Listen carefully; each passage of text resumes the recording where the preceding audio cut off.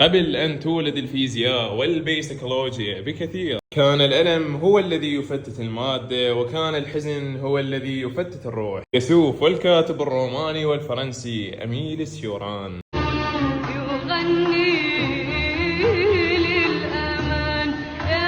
أحد فلاسفة التشاؤم الكثيرين في هذا العالم، وأحد الفلاسفة الوجوديين في القرن العشرين، على الرغم أنه كان يكره أن ينتمي إلى مدرسة فلسفية معينة. انولد في رومانيا، ولقى هذا الإنسان نفسه وياه مرض مزمن وهو الأرق، ويقال ويتداول على أن الأرق جعله يكتب عن العدم والعبث واليأس. وبظل هذا المرض اللي عنده اللي هو الأرق المزمن، وبظل العدم والمعاناة، انتقل هذا الإنسان إلى باريس على مود يكمل دراسته هناك. والشغلة اللي خلته تنتقل هي المنحة الدراسية. وفترة صغيرة وهذا الإنسان قام يكتب كتاباته باللغة الفرنسية بدلا من اللغة الرومانية، وقال أنه لازم أكتبها بلغة أكثر دقة وبأكثر اختصارا. وهاي بيناتنا هم كان عندهم حرب العالمية الثانية قريبة عليهم، يعني لاحم خاطف لاحم بارد من الحرب. هذا الإنسان حبيب المراهقين كان يكتب كتابات على شكل شذرات قصيرة بدلا من الكتب المنهجية ذات الأسلوب الطويل. يعني أنا وياه نفس الأسلوب، لأن اثنيناتنا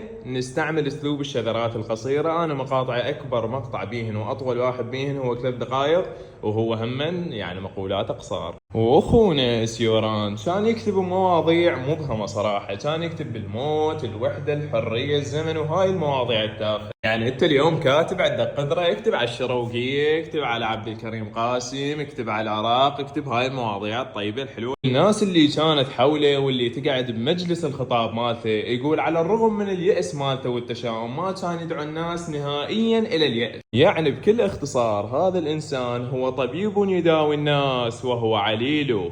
يعني هو ما كان طبيب، هو كان يشوف على أن الكتابة هي وسيلة يواجه بها البؤس والمعاناة اللي كان يمر بيها، لا أكثر ولا أقل. هذا الإنسان الطيب والخلوق عاش حياة بسيطة، وكان يكره أن يلاحظ. هي هاي صح مال يكره أن يلاحظ من عندي، بس هي صحيحة، لأنه ما كان يسعى إلى المناصب، وكان يرفض الجوائز اللي تقدم إليه، الجوائز الأدبية والفنية وغيرها. كانت رفيقته سيمون بويه، هاي رفيقته لعقود طويلة ويا إلى أن مات بمرض الزهايمر بعمر يناهز 84 سنة. وبالنسبة لي إذا تسألني عن رأيي عن هذا الإنسان، هذا الإنسان تافه. ليش؟ لأن عاش بمعاناة وعاش ببؤس. أنا أشوف اليوم الإنسان أفضل شيء لازم يسويه لازم يتعايش ويتكيف ويا البؤس مالته. اليوم عندك صاحبتك اسمها سيمون بويه، هذا الاسم مالتها يعني بنية متمكنة ماديا وعندها فلوس، أروح أتونس وياها أعيش حياتي، يعني مو مال أعيش ببؤس وحزن يا حبيبي. حبيبي هي مال بؤس، هي مال معاناة. دباح هذول النايمين بالمقبرة، هذول اللي فوقاهم التراب هسه جاي يشون بيهم شوي. هاي هسه انا سدنا المقطع لان مالي خلق وضايج على السرقات اللي جاي تنوخذ من العراق، وهاي الذهب وهاي المبالغ كلها. يلا حبيبي بمساتي، واشوف انك بخير مقطع يا امان الله. I have spent lifetimes chasing shadows, tracing the outline of something just beyond reach.